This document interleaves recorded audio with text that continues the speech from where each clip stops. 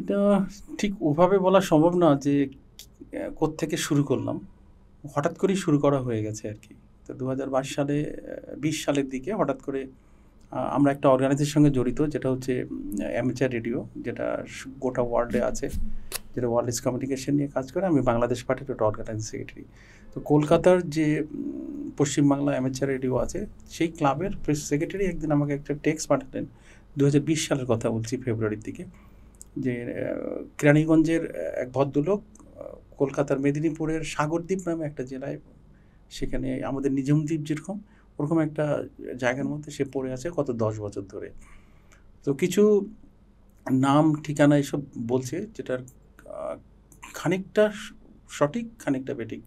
তো সেটাকে ঠিক করে আমরা তার পরিবারকে কাছে যাই সশরীরে।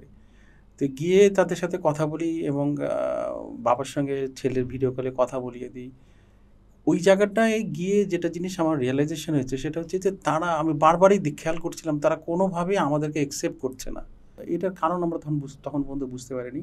তো যখন আমরা ২ ঘন্টা পর ফেরত আসি, স্থানীয় লোকরা আমাদেরকে বলল যে এরকম করার একমাত্র কারণ হচ্ছে তাদের সম্পত্তি আছে এবং সম্পত্তির একটা অংশ হচ্ছে নাসিরের। নাসির যেন ফিরে না আসে, সেই কারণেই তারা এই ছলচাতুরির আশ্রয়টা নিয়েছিল। তো তখন আমরা ওই স্থানীয় লোকজনের সঙ্গে কথা বলে জানতে পারলাম যে নাসিরের তো পরিবার আছে, ওরা কিন্তু এই পরিবার মানে তার ভাই বোন এরা কিন্তু ডিনাই করছে যে তার কোনো পরিবার নাই, সে বিয়ে করে নেই। কিন্তু পরে জানা গেল যে তার ওয়াইফ আছে, বাচ্চা আছে। তো বাচ্চা হওয়ার ৫ দিন অথবা ৮ দিনের মাথায় ছেলেকে দেখার পর সে হারায় যায়। কোভিডের ঠিক ১ মাস আগের ঘটনা। এরপরে যখন কোভিড শেষ হয়ে গেল পরের বছর ২৩-এ, আমরা চেষ্টা করলাম আবার নতুন করে জুড়িয়ে দেওয়ার জন্যে, কিন্তু ততদিনে ওই ছেলেটা ওই এলাকা ছেড়ে চলে গেছে, যে কারণে আমরা ফ্যামিলিকে আর ওইটা কানেক্ট করে দিতে পারি না। আমাদের প্ল্যান ছিল ওকে নিয়ে এসে পরিবার অ্যাটলিস্ট তার ওয়াইফ এবং ছেলের কাছে পাঠানো, তো সেটা আমরা পারি নাই। তো সেই জায়গায় প্রথম এটা। এরপরে ডিউরিং কোভিড একটা ছোট ঘটনা ছিল, একদম কোভিডের মাঝখানে মে মাসে, যখন সব গোটা বিশ্বের সঙ্গে যোগাযোগ বিচ্ছিন্ন, ওই সময় ওই ঠিক একই পশ্চিমবাংলার যে অ্যামেচার রেডিও সেক্রেটারি অম্বরীশবাবু, উনি একটা টেক্সট পাঠিয়েছেন খুলনার একটা ঠিকানা দিয়ে, যে এই পরিবারের একজন কলকাতায় রয়েছে মহিলা, তার ভাই বা মা বোন এসব তাদের সাথে যোগাযোগ করতে চায়। সেইটা আমি ঘরে বসে ডিজিটাল প্রযুক্তিকে ব্যবহার করে তাদের সঙ্গে মিলিয়ে দিয়েছিলাম মাত্র ৩.৫ ঘন্টায়। তখন কিন্তু গোটা বিশ্ব, এটা কি আপনাদের যে রেডিওর যে সংগঠনটি রয়েছে সেই অ্যামেচার রেডিও সংগঠনের মাধ্যমে আসলে মূলত এই কাজটা শুরু? হ্যাঁ, আমরা ওই তথ্যটা পাই এইভাবে যে এই ফ্যামিলি ওই জায়গায়, এই ফ্যামিলি ওই জায়গায়। কিন্তু এখন যেটা দাঁড়িয়েছে সেটা হচ্ছে যে বেশিরভাগ ক্ষেত্রে যে সমস্ত পাচ্ছি সব জেলখানা থেকে।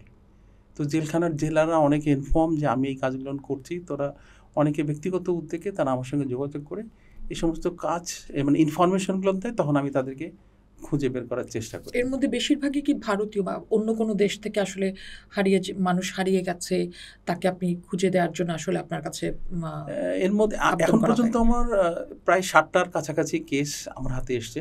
তার মধ্যে 43টাই আমি সলভ করে ফেলেছি, মানে পরিবারের সঙ্গে যুক্ত করে দিয়েছি। আর 43-এর মধ্যে প্রায় 17-18 জনকে তার পরিবারের কাছে দিয়ে দেওয়া হয়েছে একদম সশরীরে। আর বাংলাদেশের দুজন মেয়ে পাচার হয়ে গেছিলো ভারতে, তাদেরকে আবার ফিরিয়ে আনছি লাস্ট ইয়ারে।